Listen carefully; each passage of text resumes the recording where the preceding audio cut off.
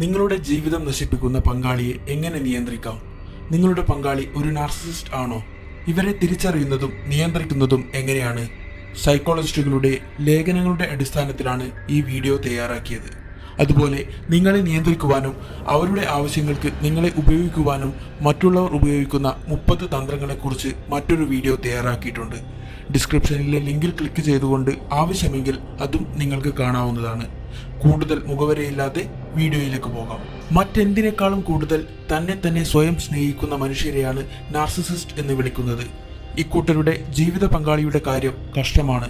അത് സ്ത്രീയാകട്ടെ പുരുഷനാകട്ടെ. ഇത്തരം ആൾക്കാരെ തിരിച്ചറിയുക എന്നത് ബുദ്ധിമുട്ടുള്ള കാര്യമാണ്. കാരണം ഇവർക്ക് പല മുഖങ്ങളാണ്. വീട്ടിലും സമൂഹത്തിലും എല്ലാം ഇവർക്ക് ഓരോ മുഖങ്ങളാണ്.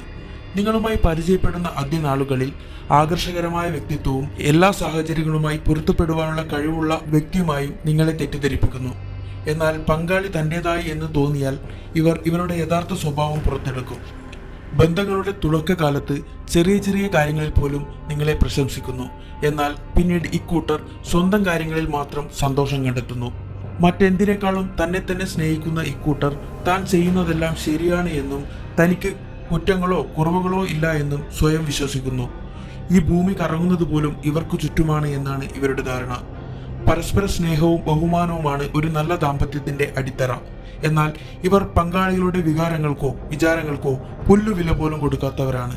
തന്റെ വാക്കുകളും പ്രവൃത്തികളും മറ്റുള്ളവരെ എങ്ങനെ ബാധിക്കുന്നു എന്ന് ചിന്തിക്കുക പോലും ചെയ്യുന്നില്ല. മോഡേൺ സയൻസ് പ്രകാരം ഇത് നാർസിസിസ്റ്റിക് പേഴ്സണാലിറ്റി ഡിസോർഡർ എന്ന ഒരു മാനസികാരോഗ്യ പ്രശ്നമാണ്. ഇത് കൗൺസിലിംഗ് വഴിയും ആവശ്യമെങ്കിൽ വൈദ്യസഹായം വഴിയും പരിഹരിക്കാൻ കഴിഞ്ഞേക്കാം. നിങ്ങളുടെ പങ്കാളി ഒരു നാർസിസിസ്റ്റ് ആണെങ്കിൽ അവരെ എങ്ങനെ നിയന്ത്രിക്കാൻ സാധിക്കും? ഞാൻ പറഞ്ഞു തരാൻ പോകുന്ന ഈ ടെക്നിക്കുകൾ ഒരു സെക്കൻഡറി ഇൻഫർമേഷനായി മാത്രം എടുക്കുക. കാരണം പങ്കാളി വളരെ വലിയ നാർസിസിസ്റ്റ് ആണെങ്കിൽ ഒരു സൈക്കോളജിസ്റ്റിനെ കണ്ട് അവരുടെ നിർദ്ദേശപ്രകാരം മാത്രം മുന്നോട്ട് പോകുന്നതാണ് ഉചിതം. നമ്പർ 1, സ്വയം പ്രതിരോധിക്കുക എന്ന് വെച്ച് കയറി ആക്രമിക്കാൻ പാടില്ല. എപ്പോഴും പ്രതിരോധിക്കുക എന്ന ചിന്തയിൽ ജീവിക്കുകയും അരുത്. അതിനുവേണ്ടി നിങ്ങൾക്ക് തന്നെ പ്രാധാന്യം നൽകേണ്ടതുണ്ട്. നിങ്ങൾക്ക് പ്രാധാന്യം നൽകാൻ നിങ്ങളെക്കാളും മികച്ച ഒരു വ്യക്തി ഈ ഭൂമിയിൽ ഇല്ല എന്ന സത്യം തിരിച്ചറിയുക. എന്നുവെച്ച് തൻ്റെ കാര്യങ്ങൾ മാത്രം നോക്കി ജീവിക്കണം എന്നല്ല, മറിച്ച് മറ്റുള്ളവർ നിങ്ങളെ ഒരു ഉപകരണമാക്കുന്നുണ്ടോ എന്ന് സ്വയം ചിന്തിച്ച് പ്രവർത്തിക്കുക. നമ്പർ 2, നാർസിസിസ്റ്റ് ആയ ആൾക്കാർ നിങ്ങളെ അവരുടെ വരുതിയിൽ വരുത്തുവാൻ നിങ്ങളെ ഭീഷണിപ്പെടുത്തിയേക്കാം.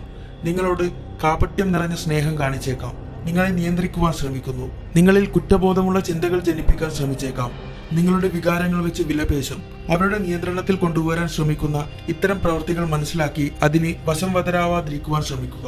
നമ്പർ 3, അവർ നിങ്ങളെ പ്രകോപിപ്പിക്കുവാൻ ശ്രമിക്കും. നിങ്ങളുടെ കുടുംബത്തെപ്പറ്റി നിങ്ങളുടെ മുൻ ചരിത്രങ്ങൾ പറഞ്ഞ് ഇത്തരം സന്ദർഭങ്ങളിൽ തിരിച്ച് അവരെ പ്രകോപിപ്പിക്കാതിരിക്കുവാൻ ശ്രദ്ധിക്കുക. കാരണം അവർ അത് തന്നെയാണ് ഉദ്ദേശിക്കുന്നത്. അതുകൊണ്ട് നിങ്ങളുടെ വികാരങ്ങൾ പ്രകടിപ്പിക്കാതിരിക്കുവാൻ ശ്രമിക്കുക. ഒരു ഭാവവ്യത്യാസവുമില്ലാതെ താൻ എന്തു വേണമെങ്കിലും പറഞ്ഞോളൂ എന്ന ഒരു മനോഭാവത്തിൽ ഇരിക്കുക. നമ്പർ 4, ഇവരുടെ ചോദ്യങ്ങൾക്കുള്ള ഉത്തരം കഴിവതും ചുരുക്കി കൊടുക്കുക. നിങ്ങൾ ഒരുപാട് വിശദീകരിച്ച് ഉത്തരം നൽകുന്നുണ്ട് എങ്കിൽ ആ വിശദീകരണത്തിൽ നിന്നും അവർക്ക് വേണ്ടുന്ന പോയിന്റുകൾ കണ്ടുപിടിച്ച് അതുപയോഗിച്ച് അവർ വീണ്ടും നിങ്ങളെ ആക്രമിക്കാൻ ശ്രമിക്കും. വിശദീകരണം എന്നത് നിങ്ങളെ ഉപദ്രവിക്കുവാനുള്ള ആയുധം തിരഞ്ഞു നടക്കുന്ന ഒരു വ്യക്തിയുടെ കയ്യിൽ നിങ്ങൾ തന്നെ ആയുധം വെച്ചു കൊടുക്കുന്നത് പോലെയാണ്. നമ്പർ 5, ചേറിലെ ചെന്താമര വിരിയൂ. നിങ്ങൾ ഒരു താമര വിരിഞ്ഞിരിക്കുന്നത് കണ്ടിട്ടുണ്ടോ? എന്നാൽ ആ താമരയിൽ ചെളി കാണില്ല. അതുപോലെ നിങ്ങളുടെ പങ്കാളി പറയുന്ന കാര്യങ്ങൾ വ്യക്തിപരമായി എടുക്കരുത്.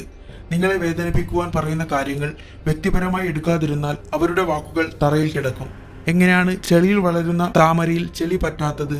അതുപോലെ ജീവിതത്തിൽ സമാധാനവും സന്തോഷവും നിലനിർത്തുവാൻ ഇത്തരം ആൾക്കാരെ തിരിച്ചറിയുവാനും നിയന്ത്രിക്കുവാനും എല്ലാവർക്കും സാധിക്കട്ടെ.